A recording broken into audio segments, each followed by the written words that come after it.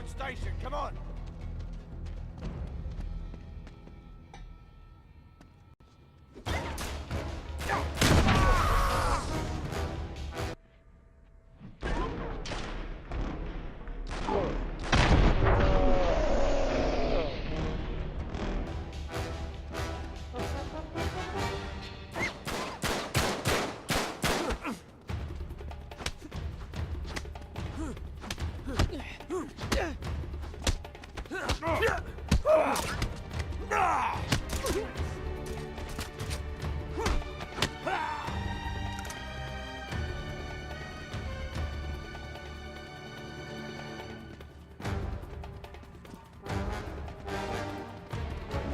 Chloe, can you read me?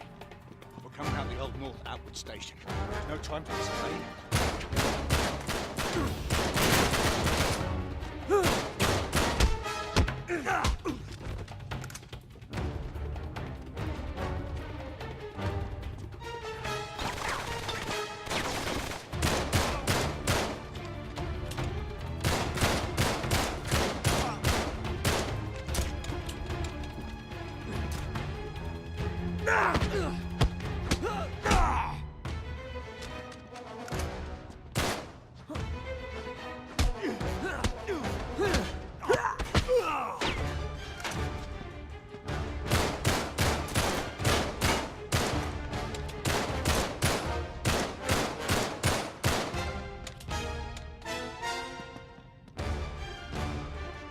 Up here, hurry!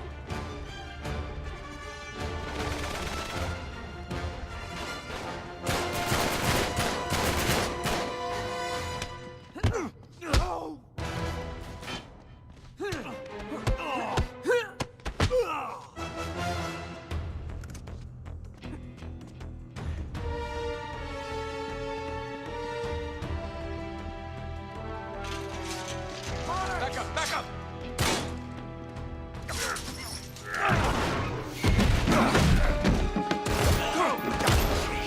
Come on! Get in! Go, go!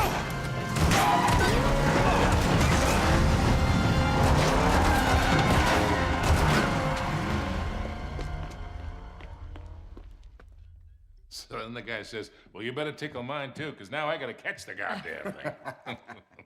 Cheers. To a job, well done. Yeah. Are you going to join us, darling? Yeah. Well, the map proves it. Drake didn't screw around in the East Indies for 6 months. He sailed straight through and headed to Arabia. Right? But here's where it gets interesting. You see this mark? This is John Dee's signature.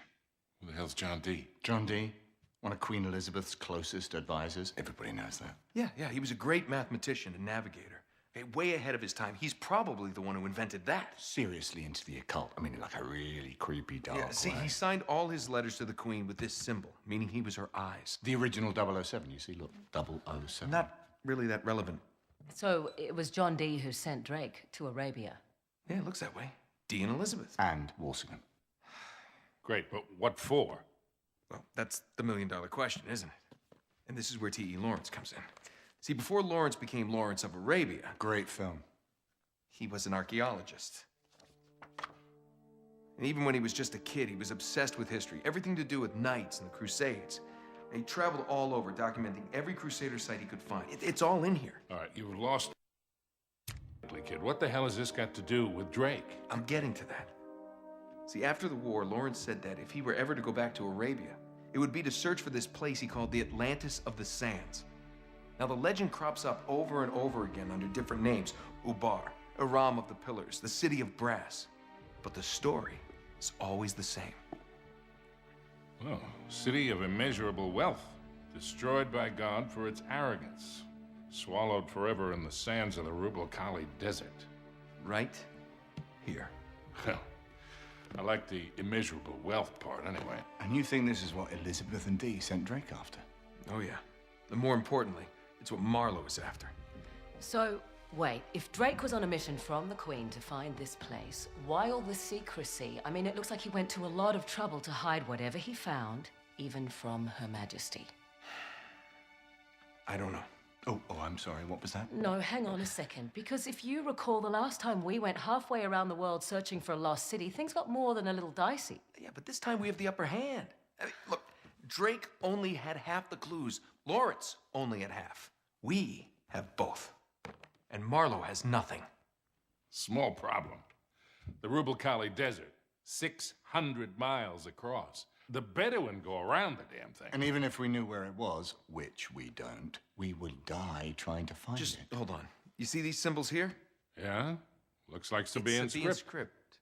Right. Look, the Crusaders were searching for the same lost city 1,000 years ago. But out of all the sites Lawrence documented, only 2 are marked with these symbols. One in Syria, the other in France. Oh. No, you 2 are going to Syria.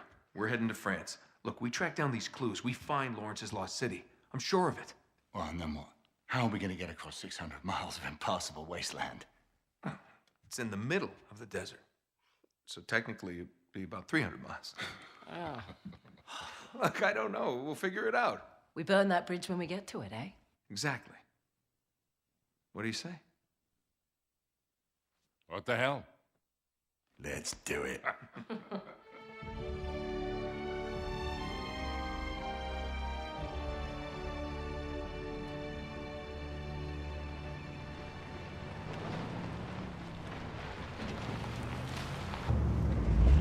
End of the line, I guess.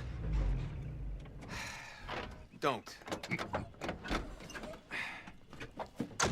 Looks like we're going the rest of the way on foot. What? Leave it to you to find a friggin' jungle in the middle of France.